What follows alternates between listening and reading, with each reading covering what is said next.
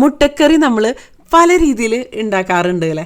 ഇന്ന് നമുക്ക് കുറച്ച് വ്യത്യസ്തമായിട്ടുള്ള രീതിയിൽ കുറച്ച് വ്യത്യസ്തമായിട്ടുള്ള ചേരുവകൾ ഉപയോഗിച്ചിട്ടുള്ള മുട്ടക്കറി തയ്യാറാക്കാം കേട്ടോ. അപ്പോൾ അതിന് വേണ്ടിയിട്ട് ഞാനിവിടെ ഒരു 8 മുട്ട പുഴുങ്ങി അതിൻ്റെ ഒരു ഷെല്ലൊക്കെ കളഞ്ഞ് എടുത്തിട്ടുണ്ട്. ഇനി ഇതുപോലെ ഒന്ന് നന്നായിട്ടൊന്ന് വരഞ്ഞ് എടുക്കുകയാണ് കേട്ടോ ചെയ്യണത്. ഇത് നല്ല ഹെൽത്തി ആയിട്ടുള്ളൊരു മുട്ടക്കറിയുടെ റെസിപ്പിയാണ്. സാധാരണ നമ്മൾ മുട്ടക്കറിയിൽ ചേർക്കുന്ന ഇൻഗ്രീഡിയൻ്റ് അല്ല ഇതിലേക്ക് ചേർക്കുന്നത് കേട്ടോ. ചീരയാണ് ഇതിന് വേണ്ടിയിട്ട് ഞാൻ എടുത്തിരിക്കുന്നത്. ഇതിപ്പോൾ പാലക്കെന്നുള്ള ഒരു വെറൈറ്റി ചീരയാണ് ഞാൻ എടുക്കുന്നത്. ഏത് വെറൈറ്റി വേണമെങ്കിലും നിങ്ങൾക്ക് ഉപയോഗിക്കാവുന്നതുള്ളൂ കേട്ടോ. ഞാൻ ഇതുപോലെ ഒരു ചെറിയൊക്കെ ഇട്ട് ചീര നന്നായിട്ട് കഴുകിയതിന് ശേഷം ഇതുപോലെ നമുക്കൊന്ന് ചെറുതായിട്ടൊന്ന് മുറിച്ചെടുക്കാം കേട്ടോ. ഇലക്കറികൾ എന്നൊക്കെ പറയുമ്പോൾ ശരിക്കും നമ്മുടെ ഡയറ്റിൽ ഡെയിലി ഉൾപ്പെടുത്തേണ്ട കാര്യങ്ങളൊക്കെയാണല്ലോ. അത്രയ്ക്കും ഗുണങ്ങളും ഒക്കെ തന്നെയുണ്ട്. അപ്പോൾ ഇതുപോലെ മുഴുവനായിട്ടൊന്ന് മുറിച്ചെടുത്തിട്ടുണ്ട്. ഇനി നമുക്കിത് മാറ്റി വയ്ക്കാം. ഇനി ഇതെങ്ങനെയാണ് തയ്യാറാക്കണേന്ന് നോക്കാം കേട്ടോ. അപ്പോൾ മുട്ടയും വരഞ്ഞെടുത്തിട്ടുണ്ട്, ചീരയും മുറിച്ചെടുത്തിട്ടുണ്ട്. ഇനി ഒരു കടായിലേക്ക് നമുക്ക് വെളിച്ചെണ്ണ ഒഴിച്ച് കൊടുക്കാം. അതൊന്ന് നന്നായിട്ട് ചൂടായിട്ട് വരുന്ന സമയത്ത് ഇതിലേക്ക് ഹോൾ സ്പൈസസ് ചേർക്കാം. ഞാൻ 2 ഏലക്കായും 2 ഗ്രാമ്പു, ഒരു ചെറിയ കഷ്ണം കറുകപ്പട്ടയും, ഒരു ബേ ലീഫ് ഒന്ന് മുറിച്ചിട്ടിട്ട് കൊടുക്കുന്നുണ്ട്.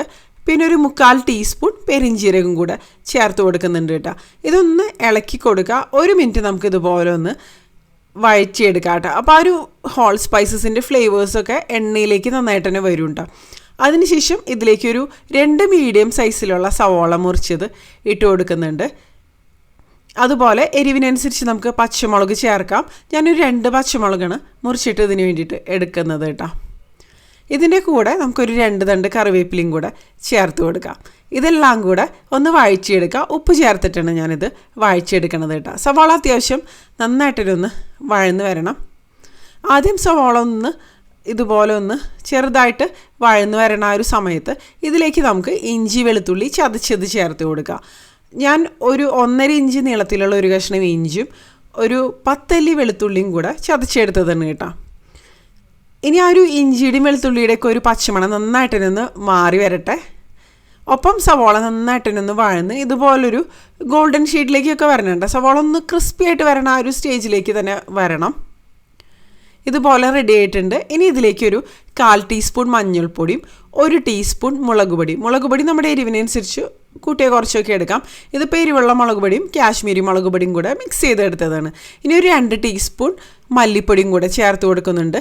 ഇതെല്ലാം കൂടെ ചേർത്ത് നന്നായിട്ടൊന്ന് പച്ചമണം മാറുന്നത് വരെ നന്നായിട്ട് വഴറ്റിയെടുക്കാം കേട്ടോ.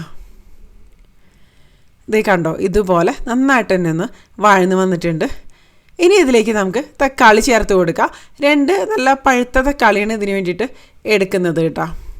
അതൊന്ന് മുറിച്ചതിന് ശേഷം നമുക്കിതിലേക്ക് ചേർത്തിട്ട് അതും കൂടെ ചേർത്തിട്ട് ഒന്ന് വഴറ്റിയെടുക്കാം. തക്കാളി നന്നായിട്ടൊന്ന് സോഫ്റ്റായിട്ട് തന്നെ വരണം. എല്ലാം കൂടെ ഒന്ന് യോജിച്ച് വരണം കേട്ടോ. അതുവരെ തന്നെ വഴറ്റിയെടുക്കുക. അടച്ച് വെച്ചിട്ട് കുറഞ്ഞ തീയിൽ വെച്ച് ഇടയ്ക്കൊന്ന് ഇളക്കി കൊടുക്കാം കേട്ടോ. കണ്ടോ, ഇതുപോലെ ഒന്ന് വഴന്ന് വന്നിട്ടുണ്ട്. അല്ലെങ്കിൽ നന്നായിട്ട് റെഡി ആയില്ലെങ്കിൽ ഒന്ന് മാഷ് ചെയ്ത് കൊടുത്താൽ മതി. പെട്ടെന്ന് തന്നെ റെഡി ആയിട്ട് വന്നോളൂ കേട്ടോ. കണ്ടില്ലേ, ഇനി ഇതിലേക്ക് നമുക്ക് നമ്മൾ നേരത്തെ മുറിച്ച് വെച്ച ആ ഒരു ചീര കൂടെ ചേർത്ത് കൊടുക്കാം. അതിനുശേഷം വീണ്ടും വഴറ്റിയെടുക്കാം.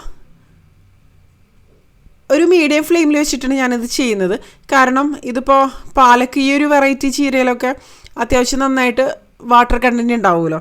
അപ്പോൾ അതൊക്കെ ഒന്ന് വഴന്ന് റെഡിയായിട്ട് ആ ഒരു വാട്ടർ കണ്ടൻറ്റൊക്കെ നന്നായിട്ടൊന്ന് വറ്റി വരണമല്ലോ. അപ്പോൾ ഞാനൊന്ന് അടച്ച് വെച്ചിട്ട് കുക്ക് ചെയ്തെടുക്കുകയാണ്. ചീരയൊക്കെ പിന്നെ പെട്ടെന്ന് തന്നെ കുക്കായിട്ട് വരില്ല. ഓവറായിട്ട് കുക്ക് ചെയ്തെടുക്കേണ്ട ആവശ്യമൊന്നുമില്ല. അതിൻ്റെ ഗുണങ്ങളൊക്കെ നഷ്ടപ്പെടും. കണ്ടില്ലേ, ഇതുപോലെ എല്ലാം കൂടെ ഒന്ന് റെഡിയായിട്ട് തന്നെ വന്നിട്ടുണ്ട് കേട്ടോ.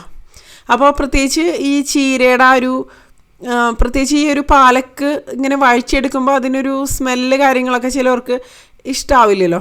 ആ ഒരു മണം കാര്യങ്ങളൊക്കെ പോവുണ്ടാ. ഇനി ഇതിലേക്കൊരു 1/2 കപ്പ് അളവിൽ തൈരാണ് ഞാൻ ചേർത്ത് കൊടുക്കുന്നത്. ഫ്ലെയിം കുറച്ച് വെച്ചതിന് ശേഷം തൈര് ചേർക്കുക. നിങ്ങൾക്കിത് പിരിഞ്ഞു പോകുന്നൊക്കെ സംശയം തോന്നുകയാണെന്നുണ്ടെങ്കിൽ ഫ്ലെയിം ഓഫ് ചെയ്തതിന് ശേഷം ഒന്ന് ചൂട് ചെറുതായിട്ട് ആറിയതിന് ശേഷം മാത്രം തൈര് ചേർത്തിട്ട് മിക്സ് ചെയ്ത് കൊടുക്കുക കേട്ടോ. ഇതുപോലെ ചേർത്തതിന് ശേഷം ഒരു 5 മിനിറ്റ് ഇളക്കി കഴിഞ്ഞ് കഴിഞ്ഞാൽ പിന്നെ അത് പിരിഞ്ഞൊന്നും പോയില്ല കേട്ടോ. എപ്പോഴും ഫ്ലെയിം കുറച്ച് വെച്ചിട്ട് തന്നെ ചെയ്യുക. ഞാനിപ്പോൾ ഇതിന് വേണ്ടിയിട്ട് 1/2 കപ്പ് അളവിൽ പുളിയില്ലാത്ത തൈരാണ് എടുക്കുന്നത് കേട്ടോ. പുളിയുള്ള തൈരാകുമ്പോൾ ടേസ്റ്റി ആയിട്ട് വരില്ല കേട്ടോ. നന്നായിട്ടൊന്ന് ഇതുപോലെ ഒന്ന് മിക്സ് ചെയ്ത് ചേർത്തിട്ടുണ്ട്. അതിനുശേഷം 1 ടീസ്പൂൺ അളവിൽ ഹോം മെയ്ഡ് ഗരം മസാലയാണ് ചേർക്കുന്നത്. അതും കൂടെ ചേർത്തിട്ട് നന്നായിട്ടൊന്ന് മിക്സ് ചെയ്ത് കൊടുക്കാം കേട്ടോ.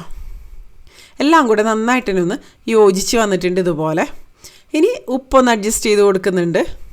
തൈരൊക്കെ ചേർക്കുമ്പോൾ ഒരു പ്രത്യേക ഫ്ലേവർ തന്നെയായിരിക്കും. ഇതിപ്പോൾ സാധാരണ ഒരു മുട്ടക്കറിയുടെ ഒരു ടേസ്റ്റ് ആയിരിക്കില്ല ഒരിക്കലും, ചീരയും തൈരൊക്കെ നമ്മളിതിലേക്ക് ചേർത്തത് കൊണ്ട് തന്നെ.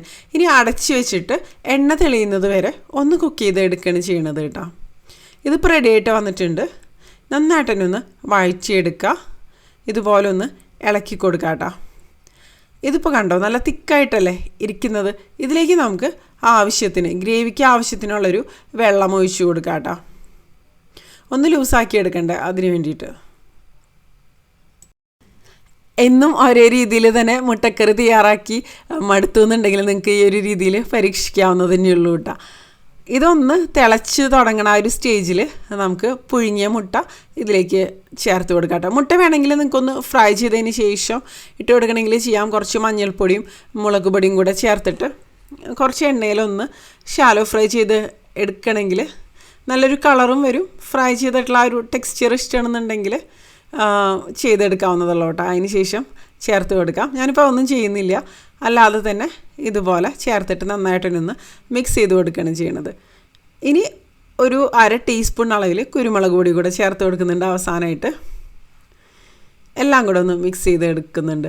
ഇനി അടച്ച് വെച്ചിട്ട് നമുക്ക് വീണ്ടും നന്നായിട്ടൊന്ന് എണ്ണ തെളിഞ്ഞ് വരുന്ന ഒരു രീതിയിൽ കുക്ക് ചെയ്തെടുക്കാം കേട്ടോ.